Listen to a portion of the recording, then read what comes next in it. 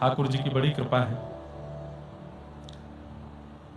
साल भर में जितनी भी कथाएं होती हैं भगवत कृपा से, वैसे तो सभी प्रिय लगती हैं, लेकिन हर बार दत्त धाम के लिए एक नई परिभाषा चित्त में आ जाती है। इस बार हमारी बहन भी आई हैं, तो मैं उनको यही बोल रहा था कि वैसे तो मन चित्तवृत्ति सदा वृंदावन की ही रहने वाली है, लेकिन फिर भी देह का जन्म और देह की पहचान कि मैं क्या हूं, ये मुझे वृंदावन में हुआ।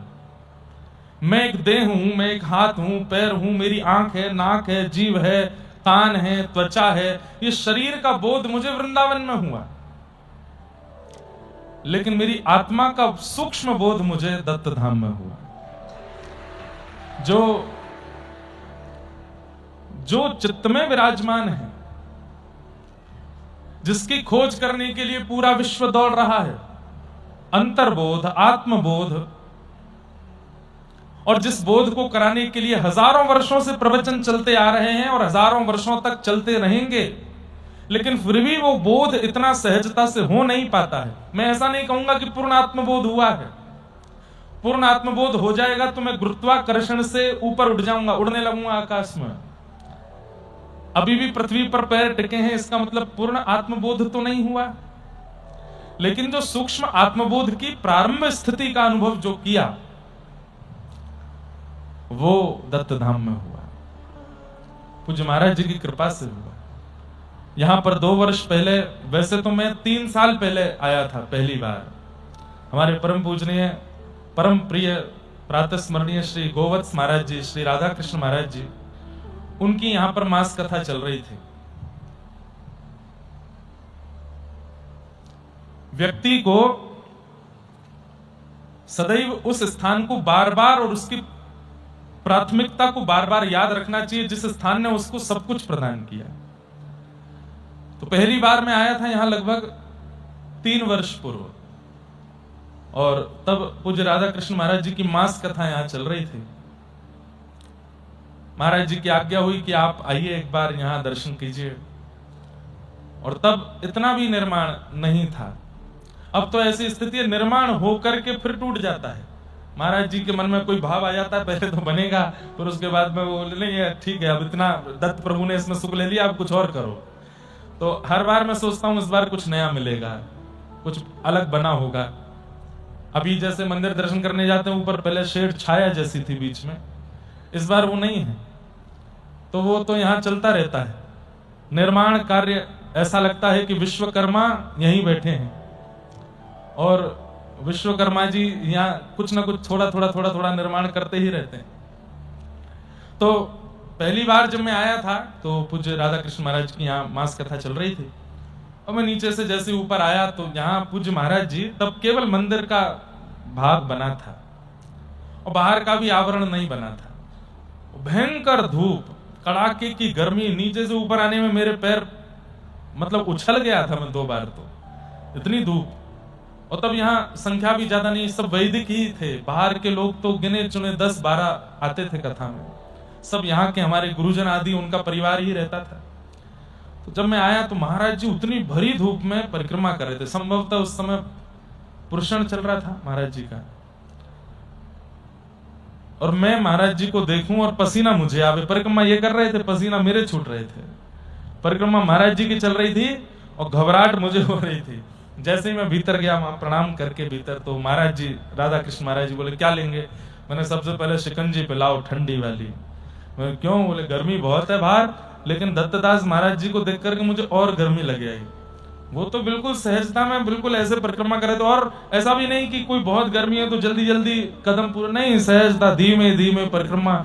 इतनी भयंकर धूप, यही 2-3 बजे थे दोपहर के। वो प्रथम दर्शन था पूज्य महाराज जी का। और जैसे हमारे अष्ट सखा कहते हैं, भाई अब गिरधर सो पहचान। जैसे ही अपने गुरुदेव का दर्शन किया है तो अष्ट सखा गा रहे हैं, भाई अब गिरधर सो पहचान। गुरुदेव को देखा, लेकिन पहचान किससे हो गई? ठाकुर जी से हो गई। तो जैसे पहली बार महाराज जी को देखा तो पता नहीं क्यों मन में यहाँ की जो व्यवस्थाएं हैं, वो अति व्यवस्थाओं में रहने वाला व्यक्ति तो यहाँ सहजता से नहीं रह सकता। लेकिन मैं भी सोच रहा था कि शायद कथा सुन के शाम को मैं चला जाऊंगा, लेकिन महाराज जी को देखने के बाद बल मिला। मैंने राधा कृष्ण महाराज जी से कहा यहीं रुकूंगा, यहीं रुके, वहीं कक्ष में रुके, गोदावरी जी का जल पीते थे, नीचे सोते थे। लेकिन यहाँ की सब स्थितियों को देख करके बस मन और जैसे मानो खिंचा चला गया। था मैं दत्त धाम में पर खींच रहे थे वृंदावन बिहारी, था मैं दत्त धाम में पर प्रिय लग रहे थे श्री राधा रमन लाल, था मैं दत्त धाम में स्नान कर रहा था गोदावरी जी में, लेकिन रस भर रहा था चित्त में श्री वृंदावन का। आप जितनी भी व्रज लीला सुनते हैं, जितने भी व्रज रस भाव सुनते हैं, ये हमारे अंदर आने प्रारंभ दत्त धाम के बाद ही हुए। यहां अनुष्ठान का, गोदावरी जी का और श्री ठाकुर जी के दर्शन का ये फल मिला कि ठाकुर जी की लीला में रस लीला में अपनी इच्छा बढ़ने लगी, बोलने की, सुनने की, समझने की, जानने की। और तब महाराज जी ने फिर आज्ञा की। 2 दिन रुका था मैं, और यहां मैंने प्रवचन भी किया था थोड़ा सा। और उस समय का मंच कितना सामान्य सा था, एक बस पीछे फ्लेक्स लगी थी, गोवत्स महाराज जी यहाँ बैठे थे, सब श्रोताजन बैठे थे, इधर गैया, यहाँ गौशाला इधर ही थी, यहाँ गैया बंधी थी। और उस समय यहाँ हुआ, महाराज जी ने फिर आज्ञा की, अब आपको मास कथा के लिए आना है।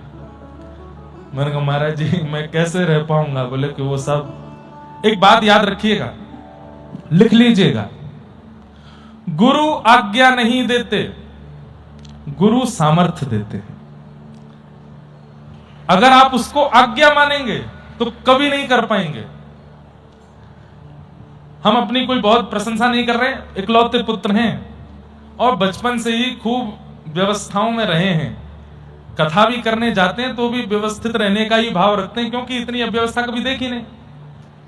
लेकिन यहां रह करके मास अनुष्ठान जो करने का भाव बना, वो महाराज जी की आज्ञा नहीं थी। जब महाराज जी ने कहा मास कथा करनी है, उस समय मास कथा में सब प्रकार के भावों को सहने की सामर्थ्य भी दे दी। इसलिए भाई से मत पूछो कि क्या करना है, बहन से मत पूछो, माता पिता से भी आज्ञा लो, लेकिन उसके बाद भी मोहर गुरु की लगवाओ, क्योंकि गुरु सामर्थ्य देंगे उस कार्य को करने की, उस व्यवस्था को सहने की, उस अव्यवस्था में रहने की, उस तप को पूर्ण करने की सामर्थ्य गुरु देते हैं। तो हम तो मानते हैं कि सामर्थ्य हमको पूज्य महाराज जी नहीं थी। यहां रहकर के वह मास कथा का क्रम हुआ और जितने लोग उसमें उपस्थित हुए सब आनंदित थे, सब बड़े प्रसन्न थे। उसके बाद गत वर्ष सप्ताह अनुष्ठान हुआ, श्री किशोरी जी का चरित्र कहा गया, श्री लाडली जी का जन्मोत्सव, लाल जी का, किशोरी जी का ब्याहुला, होली का उत्सव और सब उत्सवों को मनाया हम लोगों ने, खूब सुख मिला। इस वर्ष 15 दिवस की कथा कहने के लिए आए हैं और कथा प्रारंभ नहीं हुई उससे पहले महाराज जी ने एक और सामर्थ्य दे दी, इसी वर्ष ही 15 दिन के लिए फिर आना पड़ेगा। महाराज जी बोले मास का क्रम पूरा करो, 1 महीना का पूरा होना है। मैं फिर कह रहा हूं ये आज्ञा नहीं है, ये सामर्थ्य है। अब या तो जो कथाएं आगे हैं उनसे कह करके कहना पड़ेगा कि भाई अपनी आगे पीछे करो, या फिर वो अपने आप ही फोन करके कह देंगे महाराज जी इस स्थिति में हमारा बन नहीं रहा है, कोई और डेट दे दो, तो ऐसा करके कुछ ना कुछ होगा। सामर्थ्य मिल गई है, हो तो कुछ ना कुछ सेटलमेंट जाएगा। और ये भी नहीं कहा कि सर्दियों में आना, ये कहे वर्षा में आना। बारिशों में मैं पिछली बार बारिशों में ही आए थे। 2 जगह गर्जना चल रही थी, या तो भारत पाकिस्तान के बॉर्डर पर या नासिक में, 2 जगह गर्जना चल रही थी उस समय। अब मैं जैसे कथा करके कमरे में जाता, हमारे सब पंडित जी लोग न्यूज खोल के बैठे होते थे, एक और ड्रोन छोड़ दिया, और अब तो वहां पठानकोट में एक वो गिर गया, और पंजाब में ये हो रहा, चंडीगढ़ बंद हो गया, ब्लैकआउट हो रहा है। मैं महाराज जी से कहूं क्या होगा? बोले उत्सव मनेंगे अपने। और यहाँ क्या हो रहा था? बरसानो बजत बधाई, कीरत ने लाली जाई। किशोरी जी का पूरा बरसाना धाम प्रकट हो गया था दत्त धाम में। तो गत वर्ष वो सप्ताह क्रम रहा, खूब सुख मिला। इस वर्ष 15 दिन का सत्र है। मैं अपने मन से बहुत बार पूछा कि इस बार 15 दिन क्या करें, तो एक भाव तो आया कि पिछले से पिछले साल प्रहलाद चरित्र पर कथा विश्राम हुई थी, वहीं से शुरू करो। पर फिर हुआ कि वो तो एक साथ जब महीने भर की आसन पर बैठेंगे तो ही करेंगे, प्रहलाद चरित्र से आगे प्रारंभ करेंगे। तो फिर इस साल क्या करें? तो मन में भाव आया, स्वच्छंद रखते हैं, स्वतंत्र रखते हैं, जो भाव मन में प्रकट हो जाएगा उसी पर कहेंगे। लेकिन परसों अहिल्यानगर में मुख से निकल गया था कि अष्ट सखाओं पर चर्चा मुझे करनी है। बहुत वर्ष हो गए नहीं की है। हमारे श्री ठाकुर जी के अष्ट सखा गिरिराज जी में कौन कौन है? सूरदास, कृष्णदास, नंददास, कुंभनदास, छीत स्वामी गोविंद दास, और कौन कौन से हो गए? चतुर्भुज दास। कितने हो गए? 7 हो गए। एक और रह गए हैं। कौन से रह गए? सूरदास, कृष्णदास, नंददास, छीत स्वामी, चतुर्भुज दास और कुंभन दास। कौन से रह गए हैं? कुंभन दास हो गए, एक कोई रह गए, एक का नाम रह गया। हाँ, परमानंद दास। वाह, परमानंद दास को ठाकुर लायो पिल्ला घेर। इतना सुंदर चरित्र है, इतना सुंदर भाव है इन अष्ट सखाओं का। तो इस बार मेरे मन में आया कि 15 दिन है, अष्ट सखाओं पर चर्चा करते हैं। जब तक अष्ट सखा हो पाएंगे, 8 दिन में हो, 10 दिन में हो, 12 दिन में हो, 15 दिन भी लग सकते हैं, अष्ट सखाओं पर चर्चा करेंगे। और जिस दिन अष्ट सखाओं की वार्ता पूरी होगी, फिर जितने दिन बचेंगे उतने दिन श्री चैतन्य चरितामृत सुनाएंगे, श्रीमन चैतन्य महाप्रभु का चरित्र सुनाएंगे। बहुत सुंदर है। अगर चैतन्य चरित्र शुरू हो गया तो श्री गोदावरी जी में एक धारा और जाएगी यहां से, सबके नेत्र अश्रुओं की। ऐसा चैतन्य चरित्र है। तो ये मन में भाव लेकर के आया था।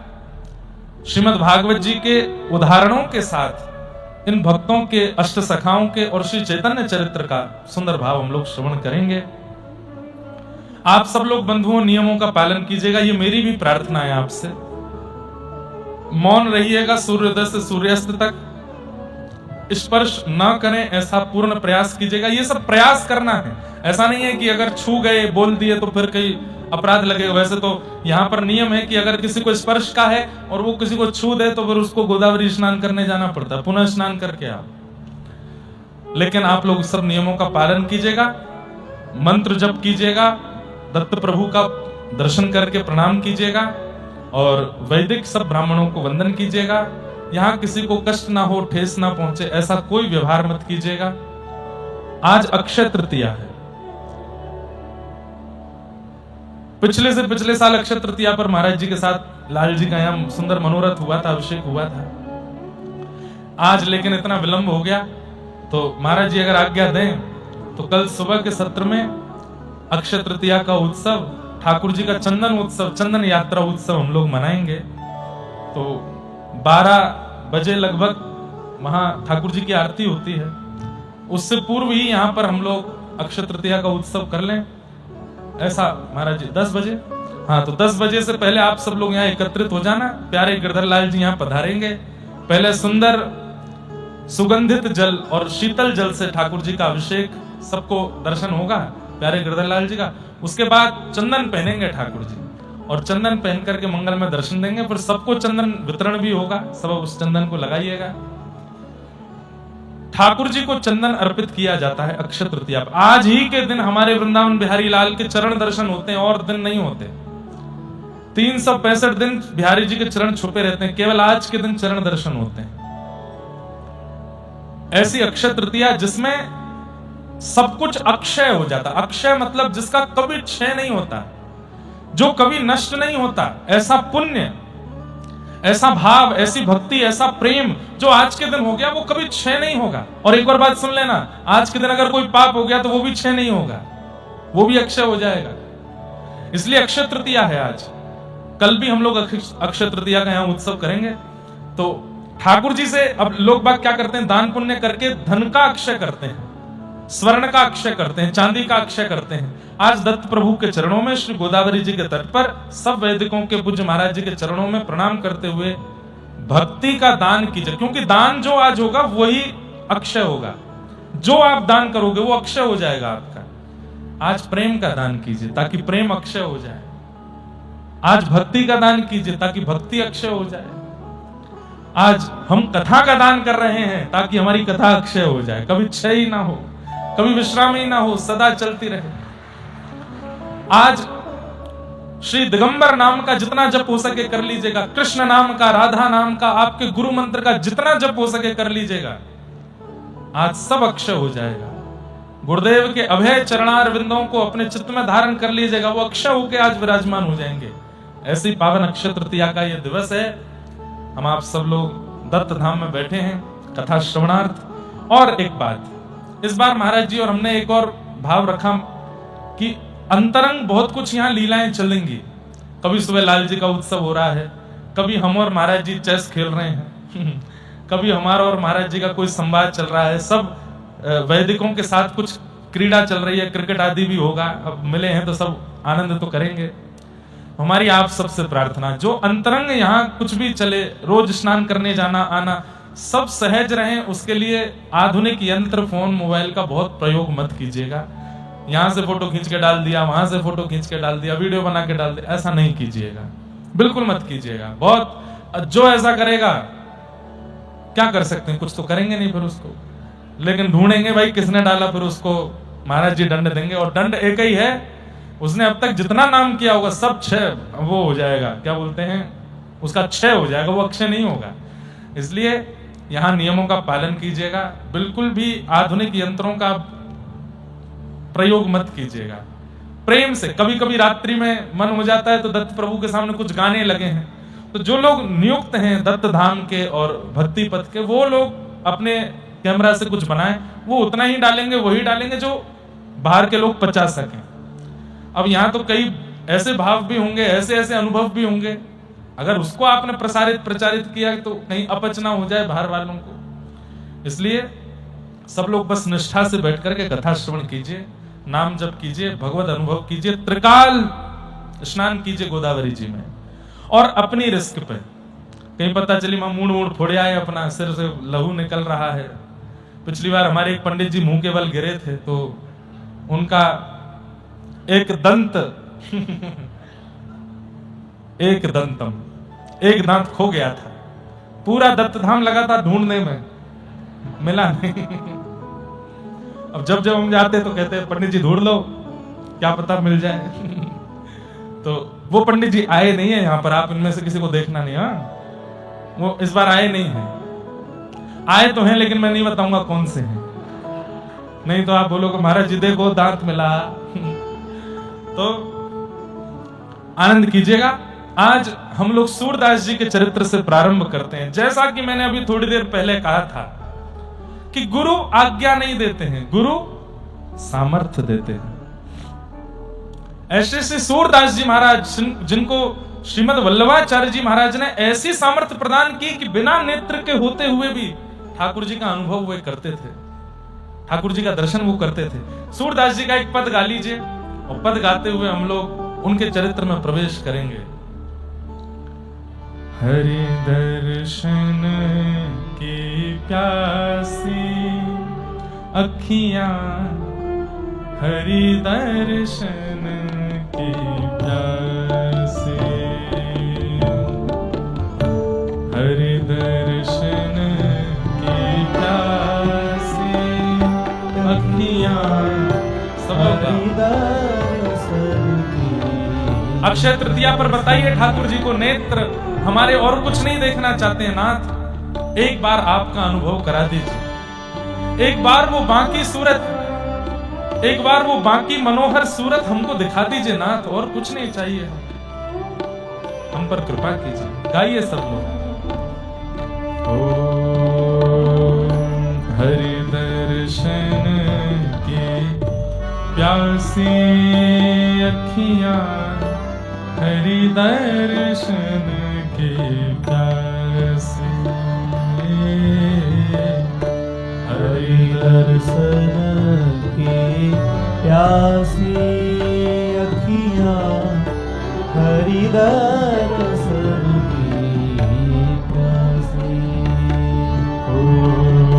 देखो चाहत कमल नयन को, देखो चाहत कमल नयन को, देखो चाहत कमल नयन को, देखो चाहत कमल नयन को।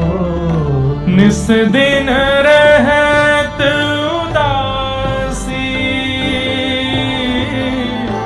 निस दिन रहत उदासी, हो, निस दिन रहत उदासी, अखियां हरि दर्शन की प्यासी,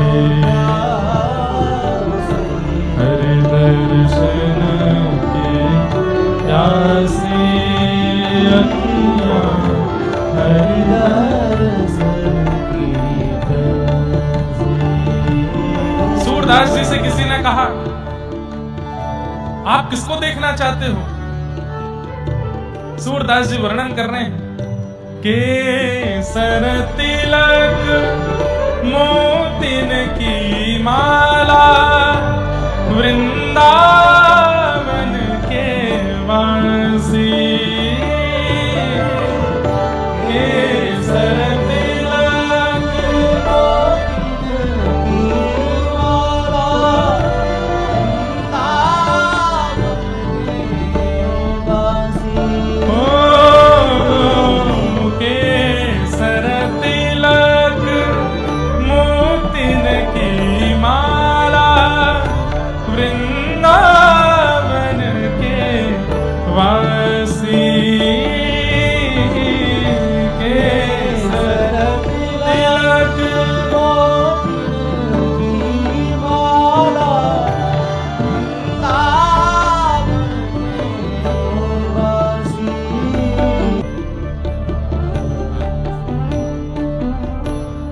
केसर तिलक मोतिन की माला, वृंदावन के वासी,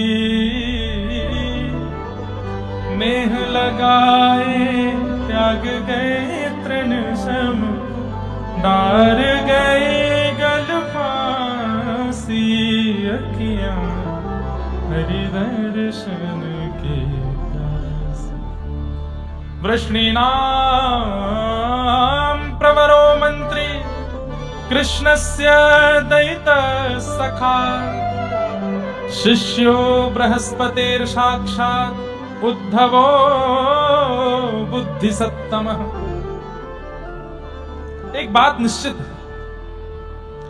इस संसार में जो भी भक्त आए हैं वो पूर्व में ठाकुर जी के काल में आ चुके हैं, और ठाकुर जी ने पुनः उनको फिर भेजा है, पुनः भक्ति जागृत करने के लिए इस कलिकाल में। श्री सूरदास जी महाराज अपने पूर्व जन्म में श्री उद्धव जी के अवतार थे, भगवान के परम सखा। वृष्णीनाम प्रवरो मंत्री कृष्णस्य दयित सखा, शिष्यो बृहस्पतिर साक्षात उद्धवो बुद्धि सत्तम। श्री उद्धव जी महाराज वही श्री सूरदास जी के रूप में प्रकट हुए हैं। इसके पीछे दो कथाएं आती हैं कि एक कथा तो यह है कि जब उद्धव जी महाराज ब्रजमंडल गए और गोपियों से जो प्रेम सुनकर के आए हैं, वह प्रेम सुनने के बाद, सब लोग इधर देखो, ध्यान से सुनिए, ये चरित्र जो अब कहने जा रहे हैं हम 8 सखाओं के, ये आपको करोड़ों में भी नहीं मिलेंगे जो दत्त धाम में मिल रहे हैं। कहने का अभिप्राय है कि ये बंबई में होंगे तो इतने रस में नहीं होंगे, ये और किसी शहर में होगा इतना रस में नहीं होगा, ये दत्त धाम में होगा तो मुझे निश्चित है कि इसमें कुछ ना कुछ ऐसा जरूर प्राप्त होगा जो भक्ति वर्धक हो। इसलिए ध्यान से सुनिए एक एक शब्द। महाराज जी हम तो सोचते हैं पंचपदी की तरह कथा का भी एक नियम बना दें, जो इधर उधर देख रहा हो उसको तो खड़े हो जाओ, कान पकड़ो थोड़ी देर कान पकड़े खड़े रहो, या फिर व्यास जी के आने के बाद जो कथा में आवे वो कान पकड़ के खड़ा रहे, कम से कम कब तक, जब तक एक श्लोक ना बोल दिया जाए। ये बहुत जल्दी बनाऊंगा महाराज जी नियम में, और ये नियम नासिक का ही नियम रहा। 3 बार कथा कर ली हमने यहाँ पे, कुछ तो लेके जाए यहाँ से। ये नियम लेके जाएंगे कि हम 3 की बोल के 4 बजे आए, हमारे लिए नियम नहीं है। हाँ, तो हम भी कर लेंगे, कान पकड़ते हुए आ जाएंगे, मंच पे आके बैठ जाएंगे, और हमारे आने के बाद जो आएगा उसको बोलना नहीं पड़े, बाहर ही लिखा होगा, आप विलंब से आए, भीतर जाके कान पकड़ के खड़े रहिए अपने आसन पे, और जब तक एक श्लोक या एक पद ना गा दिया जाए तब तक खड़े रहो। ये नियम होना चाहिए। ध्यान पूर्वक सुनिएगा। उद्धव जी महाराज जब वृंदावन गए तो व्रज गोपिकाओं का जब उन्होंने रस सुना और वह प्रेम जब देखा तो उद्धव जी को एक मीठी ईर्ष्या होने लगी कि मैं ऐसे प्रेम में क्यों नहीं हूं, ये भाव, ये स्थिति, ये रुदन, ये विरह मेरे चित्त में क्यों नहीं हो रहा है। व्रज की गोपियां जो उद्धव को एक भौरे के रूप में देख करके ज्ञान उपदेश कर रही हैं, उन व्रज की गोपी श्री राधा रानी, यशोदा मैया, नंद बाबा, तन सुखा, मन सुखा, धन सुखा, इन सब सखाओं की जो विरह की स्थिति है कृष्ण के वियोग में, लाला चलो गयो है, वाके वियोग को जो इनको भाव है रहो है, वाकू देख करके उद्धव जी कह रहे हैं ऐसा भाव मेरे चित्त में क्यों नहीं है। जैसे हम लोगों की दृष्टि कैसी है, बहुत धनवान व्यक्ति को देख करके लगने लगता है हम ऐसे क्यों नहीं, बहुत सुंदर व्यक्ति को देखने लगने लगता है हमारी त्वचा, हमारे नेत्र, हमारी नाक, हमारी हंसी ऐसी क्यों नहीं, बहुत सुंदर गायक गाने वाले को सुनकर के लगने लगता है कि ऐसा कंठ हमारे पास क्यों नहीं है। लेकिन भक्त कैसा होता है, वो दूसरे की भक्ति, दूसरे की स्थिति और विशेष रूप से दूसरे का विरह देख करके उसके चित्त में आता है कि मेरे चित्त में ऐसा विरह क्यों नहीं है, ऐसा भाव क्यों नहीं है।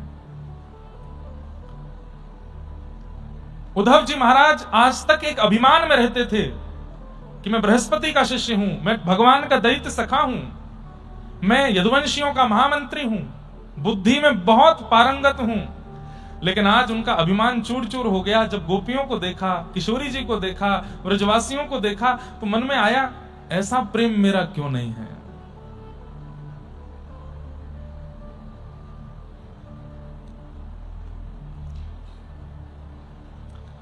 ऊधो मन ना रहे 10-20, हे ऊधो मन ना रहे 10-20, एक हथों सो गयो श्याम संग, एक हथों सो गयो श्याम संग, को राधे को ईस, ऊधो मन ना रहे 10-20, ऊधो मन ना रहे 10-20,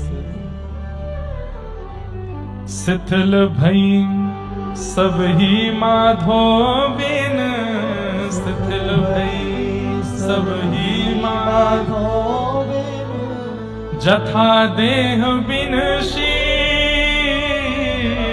जथा देह। ब्रज की गोपियों की स्थिति कैसी है, जैसे बिना शर का, बिना सिर के शरीर, ऐसे बिना ठाकुर जी के व्रज की गोपियां हो गई हैं, व्रजवासी हो गए हैं, कोई अस्तित्व नहीं है। उद्धव समझा रहे हैं अरे गोपियों, कृष्ण से मन हटा करके कहीं और लगाओ, अपने पत्नी में, अपने बच्चों में लगाओ, पति में लगाओ, परिवार में लगाओ, व्यापार में लगाओ, घर में लगाओ। गोपियां कह रही उद्धव हमारे पास 10-20 मन नहीं है कि एक कृष्ण को दे दिया, एक पति को दे दिया, एक बच्चों को दे दिया, एक हथों सो, एक ही था, गयो श्याम संग, को राधे को ईश, ऊधो मन न भय 10-20। ये तो हम आप सब लोग संसार के हैं, हमारे 20 मन हैं, एक इसको दिया, एक उसको दिया, एक वहां दिया, एक इधर दिया, एक यहां दिया, एक इधर, सब जगह बांट देते हैं। गोपियां कह रही एक ही है, और वो भी श्याम सुंदर ले गया अपने साथ, अब कहां लगाएं इस मन को। श्वासा अटकी रही आशा लगी, जी वही कोटि भरी, श्वासा अटकी रही आशा लगी, जी वही कोटि बरीस, तुम तो सखा श्याम सुंदर के, तुम तो सखा श्याम सुंदर के, सकल जोग के ईश, ओढ़ो मन ना रहे बस। ये भी सूरदास जी का ही पद है।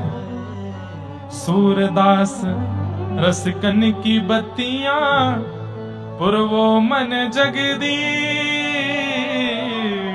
सूरदास रसकन की बत्तियां, पुरवो मन जगदीश। ऊधो मन ना रहे दस। गोपियों की स्थिति देख करके, ब्रजवासियों का ये व्यवहार विचार देख करके उद्धव जी महाराज रोते रोते ठाकुर जी के पास गए और जाकर के कहने लगे, वापस वृंदावन चलो, आप वृंदावन में ही रहिएगा। ठाकुर जी बोले, उद्धव नेत्र बंद करके खोलो। नेत्र बंद करे और फिर खोल करके देखा तो सब ब्रजमंडल वहीं प्रकट हो गया। ठाकुर जी बोले, ब्रजवासी सदा मेरे संग ही रहते हैं उद्धव। तो फिर उद्धव ने कहा, यदि आपके साथ ब्रजवासी रहते हैं, ये सब संयोग हो गया है, मुझे एक वरदान दे दीजिए। बोले, क्या?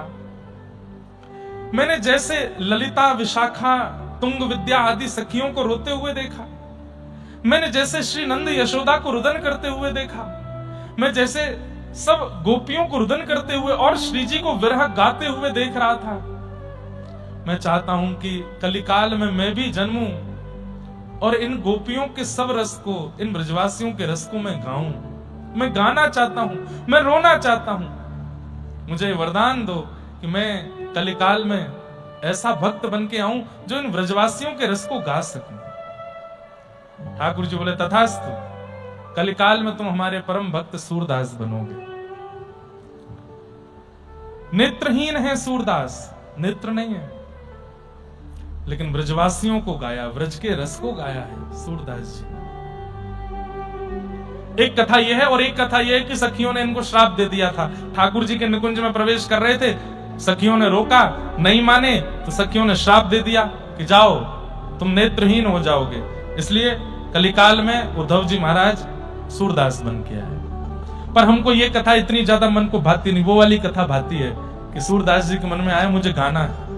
अच्छा, अब ये चरित्र आजकल 2 दिन तो चलेगा, बहुत बड़ा चरित्र है, लेकिन एक बात मैं पहले बता दूं कि सूरदास जी की 1.25 लाख पद रचना की इच्छा थी। वो 1.25 लाख पद लिखना चाहते थे, जिसमें से केवल 1,00,000 पूरे हुए थे और सूरदास जी भगवत धाम को प्रस्थान कर गए।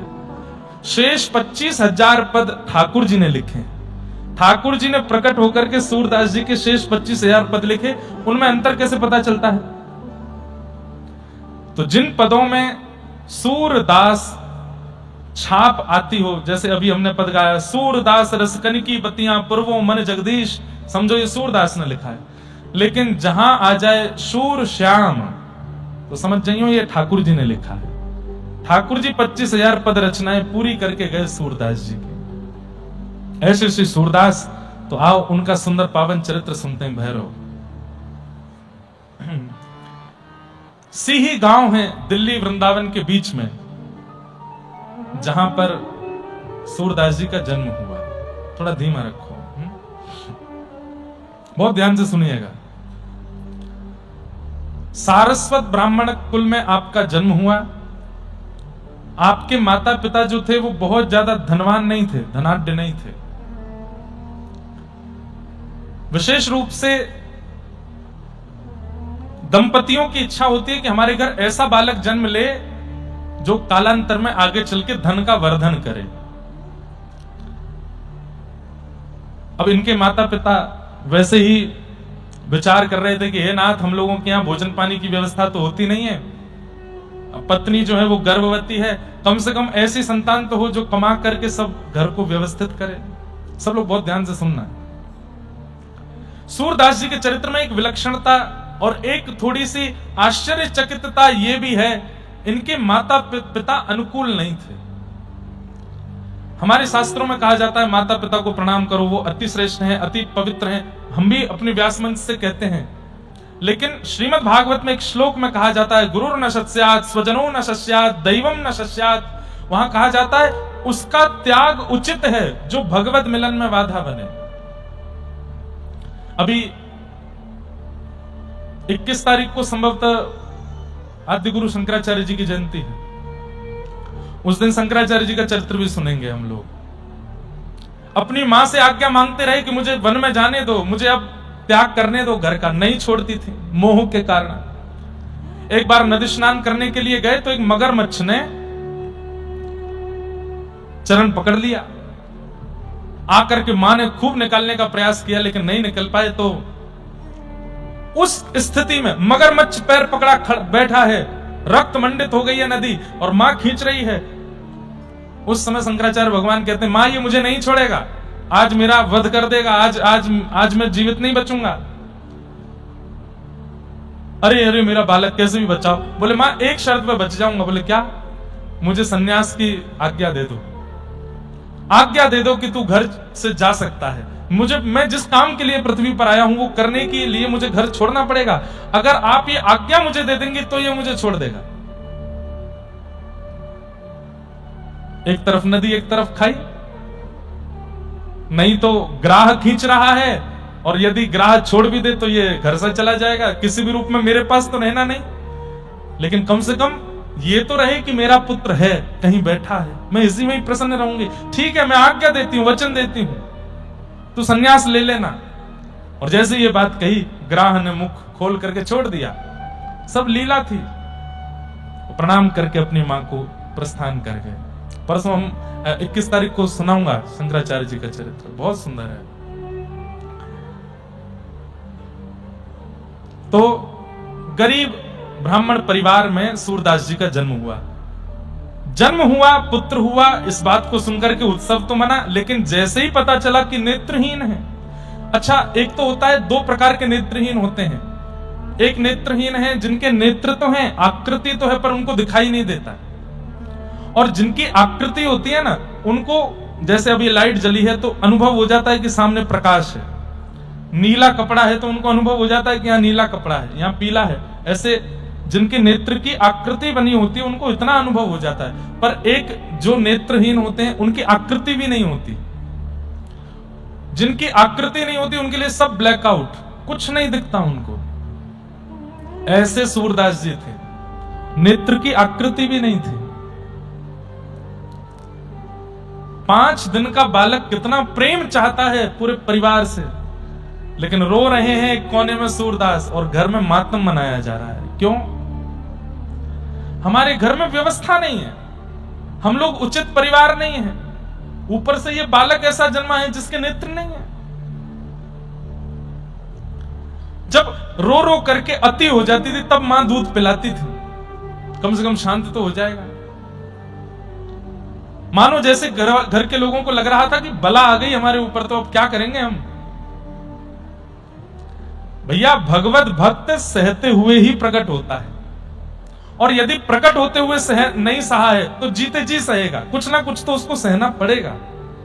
भगवत भक्त इजी लाइफ नहीं जी सकता, ये बात आप लोग लिख लीजिएगा। और इससे डरिएगा नहीं, कहीं आप भयभीत हो जाओ, महाराज जी कह रहे हैं भगवत भक्त इजी लाइफ नहीं जीता तो हम भक्ति छोड़ दें ना। सहजता का मतलब क्या है? मैं एक बात कथा में कहा करता हूं कि हम लोगों को कितना कष्ट सहना है ये विभाजित है। 1 जन्म में, 2 जन्म में, 3 जन्म में, 4 जन्म में, इतने वर्ष सब विभाजित है। मेरा लिखा होगा कि मुझे इतने जन्म लेने हैं और इतना कष्ट सहना। लेकिन जैसे ही मैं भक्ति में प्रवेश करता हूं तो ठाकुर जी विचार करते हैं, बार बार जन्म देने से अच्छा एक बार में ही सारे कष्ट भुगवा दो। इसको 3 जन्म में जितना कष्ट सहना है 1 जन्म में ही सारे कष्ट दे दो, ताकि इसका दोबारा जन्म ना हो, ये मेरे पास रहे।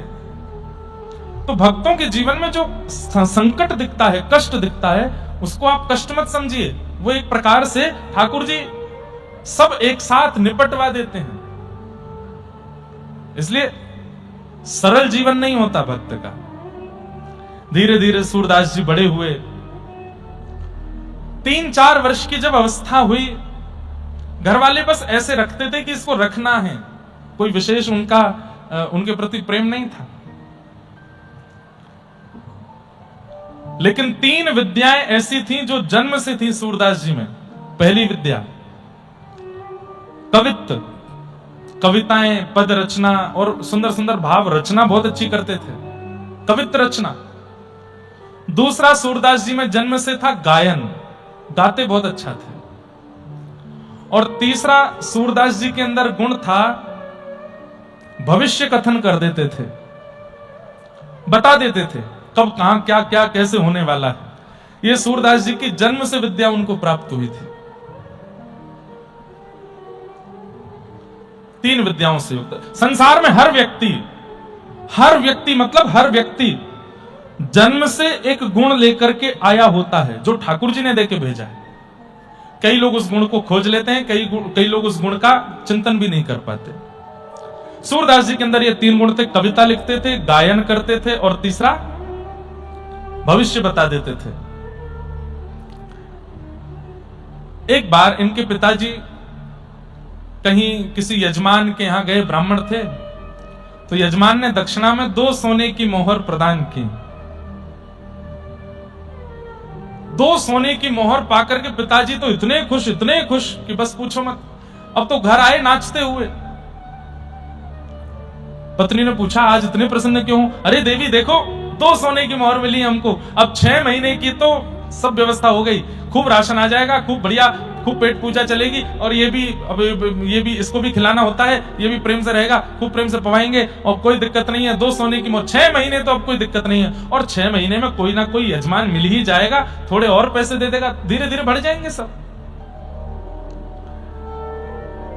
पिताजी ने दोनों सोने की मोहर एक कपड़े में बांध करके एक स्थान पर रख दी। स्थान भी नहीं था, 2 ईंटों के बीच में थोड़ी जगह थी, वहां रख दी। रात्रि में सोए, अब बार बार उठ के जाके देखें सोने की मोहर रखी है ना, बोले हाँ रखी है। फिर सो जाए, फिर उठे, अरे वाह रखी है ना, बोले हाँ रखी। गहरी नींद लगी थी, इतने में ही 2 चूहे आए और पूरे घर को खगोल रहे थे। तभी वो पोटली मिली, पोटली मुंह में दबा के चूहे भाग गए वहां से। सुबह उठ करके ना कोई हाथ दर्शन किया, ना कोई सूर्य प्रणाम किया, कुछ नहीं, सीधे जाके पोटली ढूंढी 2 सोने की मोहर की। जैसी देखी तो नहीं मिली। अब तो रोने लगे, पत्नी को बुलाया, कहां गई दोनों सोने की मोहर? पत्नी ने कहा मुझे नहीं पता, यहीं रखी थी। पूरे घर में ढूंढा लेकिन कहीं नहीं मिला। सूरदास जी तो क्या ही पूछें, ये तो देख ही नहीं सकते, ये कहां लेके जाएगा। इतना रोवे कि बस परेशान बैठे हैं, सिर पर हाथ धर के सुबह से बैठे, अब क्या होगा हमारा, अब तो सब सर्वनाश हो गया। अरे हमें तो लगता है यही मनहूस है, जब से जन्म लिया है तब से हमारे घर की गतिविधि और खराब हो गई। 2 सोने की मोहर कल आई है, 24 घंटे नहीं, उससे पहले चली गई। सूरदास जी छोटे से बोल पड़े, पिताजी, मां आप रोते क्यों हो? अरे तुझे कुछ करना थोड़ी पड़ता है, बना बनाया भोजन मिलता है, खाने पीने को सब सामग्री मिल जाती है। पिताजी मैं वो नहीं कहता, मैं बस ये कहना चाहता हूं कि हम कोई धनवान थोड़ी जन्म लेते हैं, जैसा जन्म लिया था वैसे ही रहना है जीवन भर। 2 सोने की मोहर के पीछे आप इतना रुदन क्यों कर रहे हैं? ठाकुर जी से प्रार्थना कीजिए ना, जो मंगल में होगा वो विधान होगा।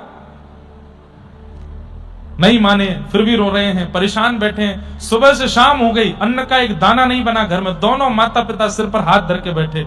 सूरदास जी बोले सुनिए,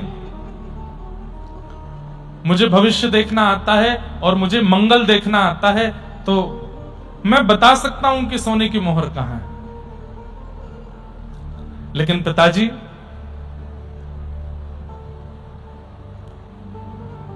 क्या, सोने की मोहर बता तो दूंगा लेकिन फिर मैं यहां नहीं रहूंगा, मैं चला जाऊंगा घर से। माता पिता बोले तू चला जाना, जहां तेरा मन हो तू चला जाना, तू बस बता सोने की मोहर कहां है। सूरदास जी ने तुरंत एक स्थान पर बैठ करके ध्यान लगाया, बता दिया। और रात्रि 2 चूहे आए थे, पोटली को ले गए, दांतों से कुतुर दी है। एक सोने की मोहर तो यहां से सीधे जाएंगे, तालाब के पास एक पेड़ के नीचे पड़ी है, और एक सोने की मोहर उससे भी आगे थोड़ा जाएंगे, वहां पड़ी है, आप ढूंढ लीजिए। पिताजी दौड़ करके गए, जाके देखा तो दोनों सोने की मोहर मिल गई। लेकर के घर आ गए, फिर से खुश हो गए, पत्नी से देखो मिल गई, अब इनको संभाल के रखना। सूरदास जी अपनी लाठी ढूंढ रहे थे, नेत्रहीन है। ए सूरदास, कहां जाओगे अब तुम? चलो ऐसे नहीं करते, अब बोल दिया था हमने ऐसे, अब कोई बात नहीं, रहो तुम यहीं रहो घर पर। नहीं पिताजी, मैंने कहा था कि मैं चला जाऊंगा, अब मैं जाता हूं। अरे माता पिता हैं, थोड़ा बोल देते हैं, इतना बुरा मानने वाली क्या, रुको घर पे। सूरदास जी बोले अच्छा मैं रुक जाऊं? बोले हाँ। लेकिन पिताजी एक बात सुनो। बोले क्या? अगर मैं रुका तो ये सोने की मोहर फिर चली जाएंगी। जैसे ही कहा कि फिर चली जाएंगी तो माता पिता कुछ बोले नहीं, मौन हो गए दोनों। सूरदास जी ने थोड़ी देर देखा, जब कुछ नहीं बोले, मंद मंद मुस्कुराते हुए अपनी लाठी लेकर के निकल गए। पिताजी ने आवाज भी नहीं लगाई पीछे से, कुछ खा के तो जाओ। मां ने एक बार भी नहीं कहा कि कुछ वस्त्र तो ले जाओ। और सूरदास जी जा रहे हैं, नेत्रों से अश्रु गिर रहे हैं।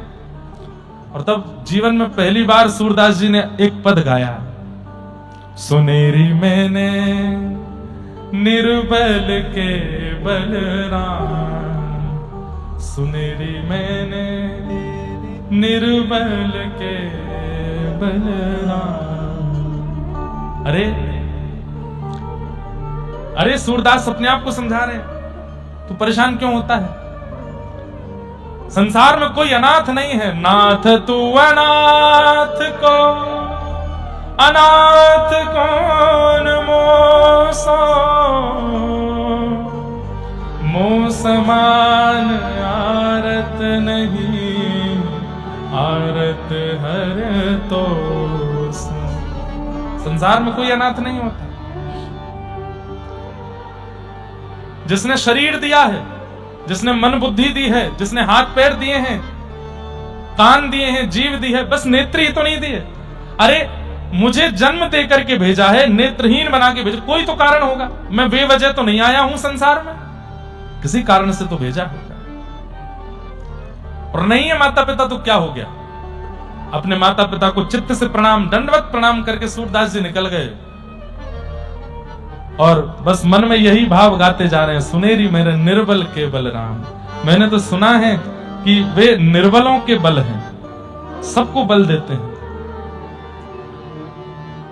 सुनेरी मैंने निर्बल के बलराम, सुनेरी मैंने निर्बल के बलराम, सुनेरी मैंने निर्बल के बलराम, सुनेरी मैंने निर्बल के बलराम। जब लग गज बल अपनों बर त्यो, जब लग गज बल अपनों। थोड़ा समझने का प्रयास कीजिएगा। यहां पर गजेंद्र मोक्ष का स्मरण कर रहे हैं सूरदास जी। हाँ, जब लग गज बल अपनों बर त्यों, जग लग गज बल अपनों बर त्यों, नेक सरयो नहीं काम, नेक सरयो नहीं। जब गजेंद्र अपना बल लगा रहा था तब मगरमच्छ उसके पैर को तनिक भी नहीं छोड़ रहा था, बिल्कुल नहीं निकाल पा रहा था। 10 दिनों तक खड़ा रहा सरोवर के अंदर, लेकिन वो गज अपनी रक्षा नहीं कर पाया। लेकिन जैसे ही निर्बल है बलराम पुकारो, निर्बल है बलराम, निर्बल है बलराम पुकारो, निर्बल है बलराम। तब आए आधे नाम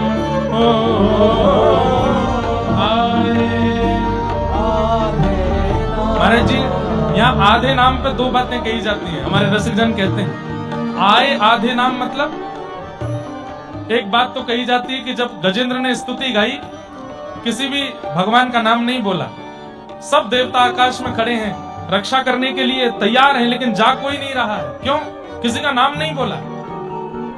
तब ठाकुर जी ने गरुड़ जी को बुलाया और गरुड़ पर बैठ करके गजेंद्र की रक्षा करने के लिए जाने लगे तो लक्ष्मी ने पूछा कहां जा रहे हैं? तो हमारे यहाँ कहते हैं हा कहे वैकुंठ में, कहते थे कि हाथी की रक्षा करने जा रहा हूं, तो हा कहे वैकुंठ में, और था बोलते बोलते तो पहुंच गए ठाकुर जी उसके पास। आए आधे नाम, हाथी मतलब हाथी बोलने में एक क्षण लगता है, इतने हाँ बोले वैकुंठ में, था बोलते बोलते तो पहुंच गए उसके पास। आए आधे नाम। और इसमें दूसरा अर्थ बताया जाता है नारायण खिलगुरु भगवन नमस्ते। गजेंद्र मोक्ष में अंत में गजेंद्र कहता हे नारायण अखिल गुरु ब्रह्मांड नायक मेरी रक्षा करो। तो कहते हैं कि जैसे ही गजेंद्र ने कहा ना, वो नारायण पूरा नहीं बोल पाया है, रायण बोलना चाहता था, तब ना बोलते बोलते तो ठाकुर जी आ गए उसके पास। वही बात सोच करके श्री सूरदास जी मन में बड़े प्रसन्न हो रहे हैं। निर्बल है बलराम पुकारो, निर्बल है अब आए आधे नाम, हो आए आधे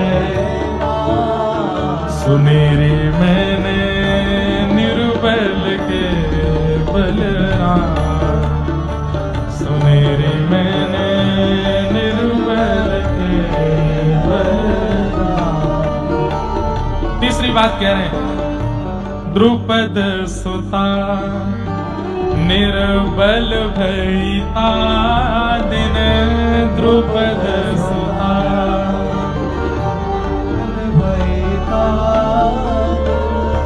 तज आए निज धाम, तज आए निज धाम। हे दुशासन की भुजा थकित भई, दुशासन की हे दुशासन की भुजा थकित भई, दुशासन की भुजा तब बसन रूप भय श्याम, बसन रूप भय श्याम। सूरदास जी सोच रहे हैं महाभारत की सभा लगी है, बड़े बड़े योद्धा चारों तरफ बैठे हैं, और उस समय खेल में अपनी पत्नी को हार गए हैं पांडव। द्रौपदी जो अपने बड़ों के सामने इतनी लज्जा करती है, कभी नजर उठा के नहीं देखती, उसको उसके वस्त्र के पल्लू को खींच के उसको लाया गया सभा में। द्रौपदी उस समय मासिक धर्म में है, अत्यंत लज्जा से व्याकुल हो रही है, लेकिन यहां दुशासन बस खींचे जा रहा है, कैसे भी इनको निर्वस्त्र करना है।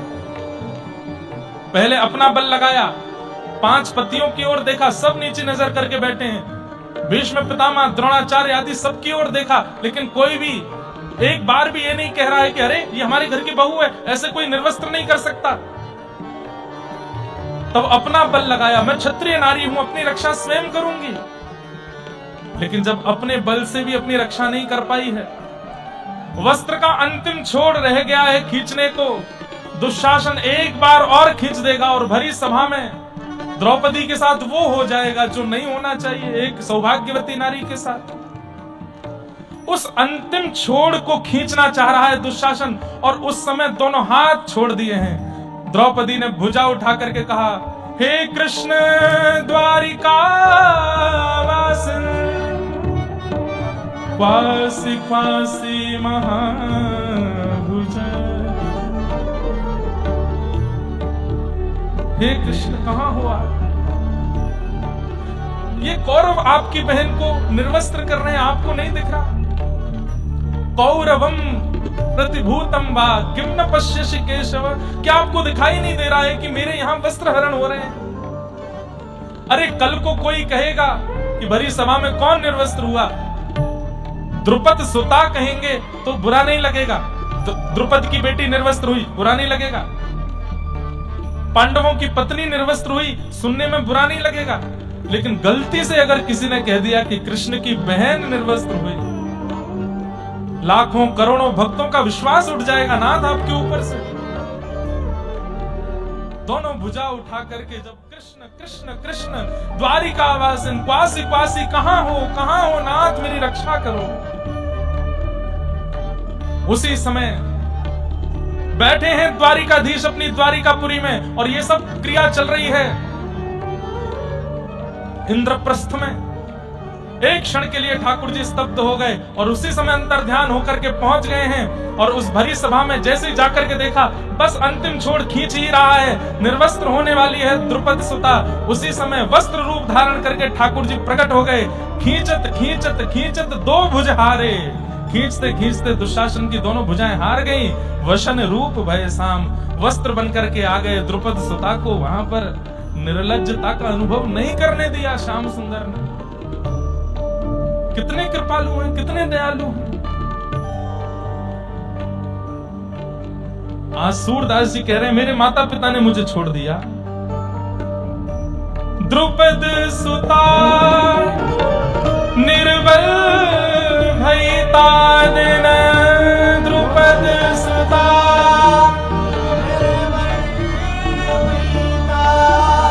हो तज आए निज धाम, तज आए केवल हरिनाम ही है जो दुखियों को, जो पीड़ितों को, जो हारे हुओं को बचा सकता है और कोई बल उस समय काम नहीं आता है। और हरिनाम कहते कहते श्री सूरदास जी अपनी लाठी लेकर के 6 वर्ष की अवस्था में घर से निकल गए और चलते चलते चलते चलते आप दूसरे गांव में पहुंचे। वहां जाकर के रात्रि हो गई, एक पेड़ के नीचे रहे। तभी वहां एक जमींदार, आज की डेट में कहें तो बहुत धनवान प्रॉपर्टी डीलर टाइप कोई व्यक्ति, बड़ा दुखी हारा वहीं से निकल रहा था। सूरदास जी महाराज बैठे थे। छोटे से बालक के रूप में सूरदास जी को देख करके उसने कहा, आप कहां से हैं, कौन हैं? बताया मैं वहां से हूं, ये हैं। तुम क्यों इतने दुखी हो? बोले कि मेरी 10 गैया खो गई हैं। 10 गाय थी मेरी, पता नहीं चरने गई थी, लौट के नहीं आई हैं। हे भगवान, आप कृपा करके अगर कुछ अनुग्रह कर दें, क्योंकि आप नेत्रहीन पर ध्यान में बैठे थे तो मुझे लग रहा था कि भाई साधु महात्मा जानते हैं, बताना, आप बता दीजिए मेरी गैया कहां होगी। आप यदि बता देंगे तो उनमें से 5 गाय मैं आपको दे दूंगा। सूरदास जी महाराज बोले हमको गैया नहीं चाहिए, लेकिन हम बता देते हैं, पास के एक गांव में एक घुड़साल है, वहां तुम्हारी 10 गैया हैं, जाओ ले आओ। गए, दौड़ करके देखा तो वहां घुड़साल में 10 गैया लेकर के आए। तो उस जमींदार ने कहा कि भाई ये तो बहुत अच्छे महात्मा है। उसने कहा भगवान आप गैया तो ले नहीं रहे, पर कुछ कृपा कर दो मुझ पर। बोले क्या कृपा करें? बोले आप मुझे सेवा दे दीजिए, मैं आपकी झोंपड़ी बनवा दूंगा आपको रहने सहने के लिए। बोले कि वो तुम्हारी इच्छा। उसी पेड़ के नीचे एक सुंदर झोंपड़ी बनवा दी, उसमें सूरदास जी रहने लगे। और उस जमींदार ने जाकर के पूरे गांव में हल्ला मचा दिया। बोले क्या? बोले वो भविष्य बताते हैं वो तो।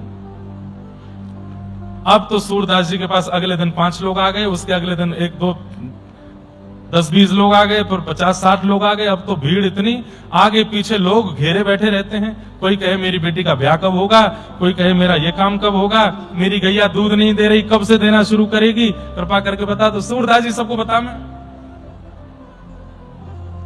कोई आगे पूछता भाई उम्र 40 साल हो गई, ब्याह नहीं हो रहा है, कुछ बता दो। सूरदास जी कहे तुम ऐसे ही मरोगे, ब्याह नहीं होगा तुम्हारा। अरे थोड़ा देख लीजिए, पास के गांव से एक समाचार आया तो है, वो राजी तो हो गई है। बोले कि वो राजी तुम्हारे लिए नहीं हुई है, तुम्हारी संपत्ति के लिए हुई है। सब बता देते स्पष्ट।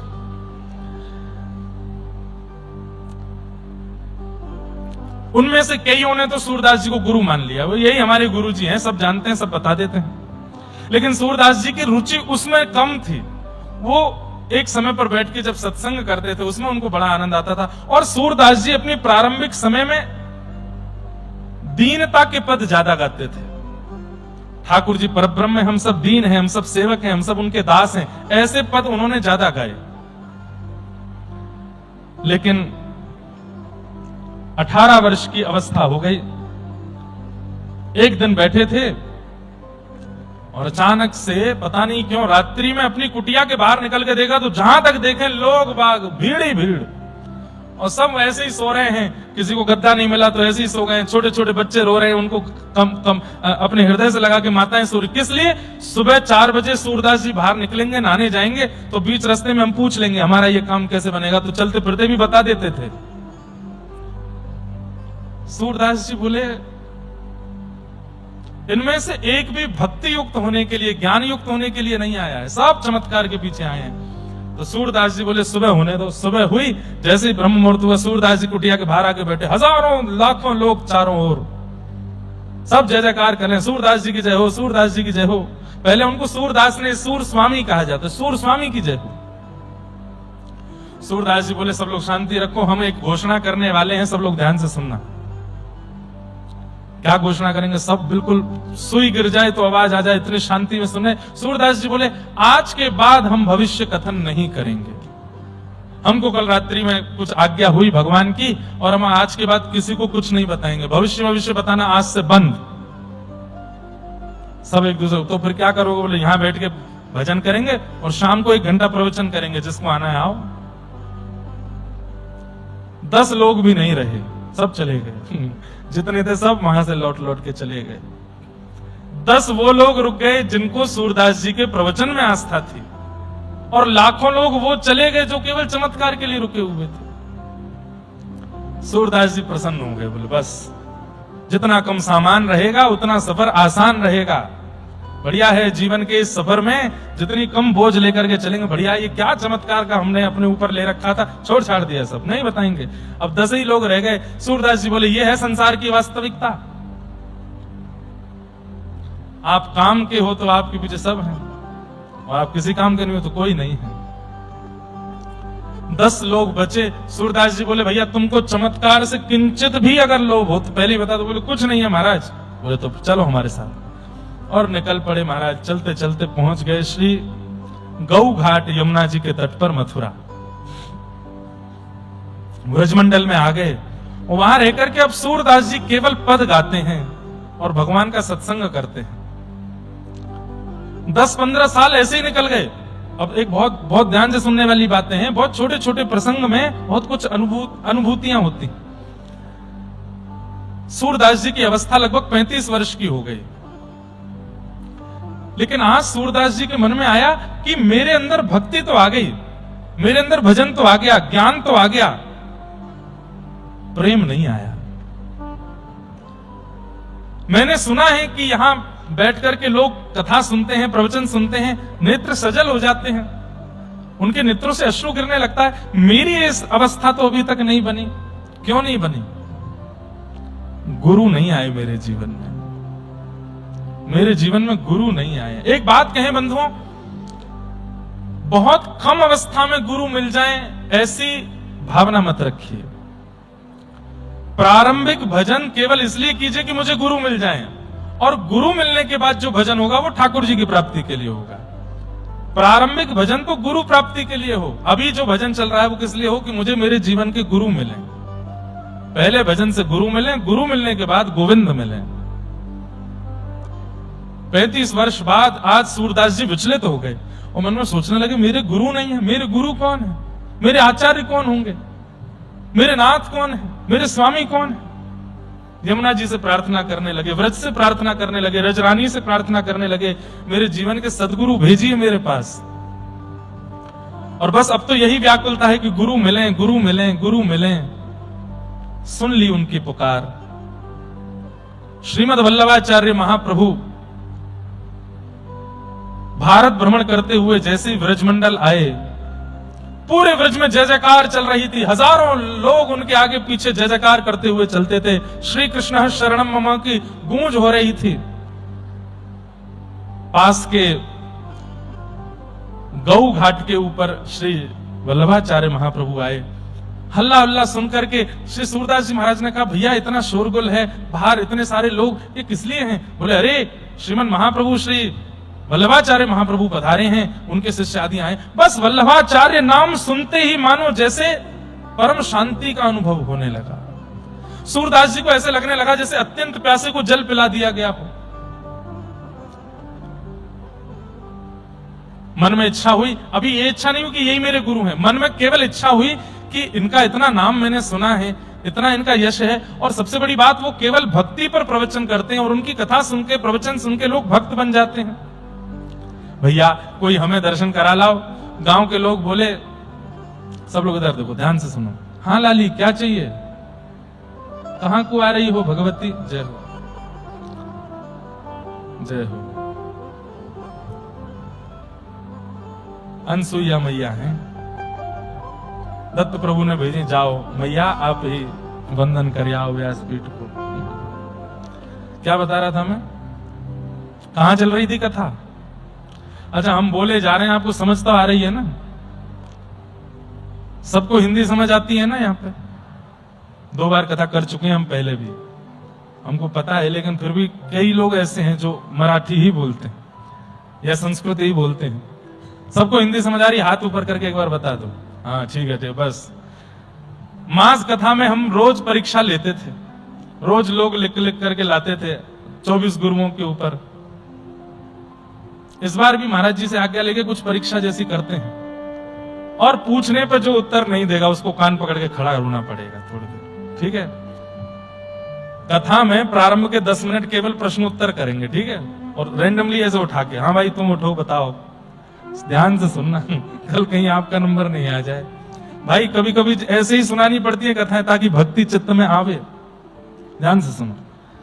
तो सूरदास जी महाराज किसी से बोले, भैया वल्लभाचार्य जी आए, गौ घाट पे बैठे, हमें दर्शन करा लाओ। तो गांव का कोई व्यक्ति बोला, अरे आपको दिखता तो है नहीं, लाठी पकड़ के चलते हो, इतनी भीड़ भाड़ है वहां पर। और वैसे भी सूरदास जी बुरा मत मानियो, ब्रजवासी तो ब्रजभाषा ऐसी बोल देते हैं, ब्रजवासी लोग ऐसे बोल देते हैं। बोले, आपको दिखाई तो देवे ना है, कहा देखोगे वल्लभाचार्य जी में? आंखन के आगे कछु दिखे तो है ना है। जैसी स्थिति यहाँ कुटिया में वैसी माए बेवारी है, दिखना तो कछु है ना, यहीं बैठे रहो। तो सूरदास जी के नेत्र सजल हो गए। अरे पागल, मैं उनको नहीं देख पाऊंगा, पर वो तो मुझे देख लेंगे ना, वो तो मुझे देख लेंगे। उनकी दृष्टि तो एक बार मुझ पर पड़ जाएगी, और उनकी दृष्टि पड़ गई, गुरु दृष्टि पड़ गई, यही तो हम चाहिए। चल ले चल मोकू। और सूरदास जी लिए लाठी हाथ में चले गए वल्लभाचार्य महाप्रभु का दर्शन करने। बंधुओं, वल्लभाचार्य जी कौन है? भगवान के मुख के अवतार है। श्री ठाकुर जी के मुख की इच्छा हुई कि मेरा इतना वर्णन सबने किया, मैं भी तो इसको देखूं ये कैसा है। तब भगवान का मुख ही श्रीमद वल्लभाचार्य जी के रूप में प्रकट हुआ। सोचिए, भगवान के अंग प्रत्यंगों को भी इच्छा हो जाती है कि हम भी तो अपना अनुभव करें। कितना सुंदर है भगवान का मुख। वही श्रीमद वल्लभाचार्य जी के रूप में प्रकट हुए। सूरदास जी गए, जाकर के ऐसी पंक्ति में सबसे आगे बैठे थे। वल्लभाचार्य महाप्रभु देख करके बोले, सूरदास, हमने सुना है आप पंक्तिबद्ध करते हैं, गाते हैं, कुछ गाओ। तो सूरदास जी महाराज बोले, सब आपकी कृपा है, कुछ गाओ। तो सूरदास जी गाने लगे। क्या? कौन कुटिल खल कामी मौसम, जो तन दियो ताहि बिसरायो, जो तन दियो। एक बात कहें बंधु, सूरदास जी के पद में एक विशेषता है, आप कहीं बैठ के गा लीजिए, ठाकुर जी सुनने अवश्य आते हैं। सूरदास जी के पद ठाकुर जी को इतने प्रिय हैं, इतने प्रिय हैं, आप कहीं भी बैठ के गाने लगिए। मैं गाता हूं तो मेरे कहीं ना कहीं के रोंगटे खड़े होते हैं, मुझे लगता है ठाकुर जी आ गए, सुनने आए। इतने प्रिय हैं सूरदास जी के पद। और अभी तो बहुत बड़ा एक चेंज आने वाला है, गुरु जीवन में आ रहे हैं ना। देखिए गुरु के आते क्या होगा सूरदास जी के साथ। अभी तक आपने सारे पद सुने, सूरदास जी ने कैसे पद गाए, क्या गा रहे हैं? जो तन दियो ताहि बिसरायो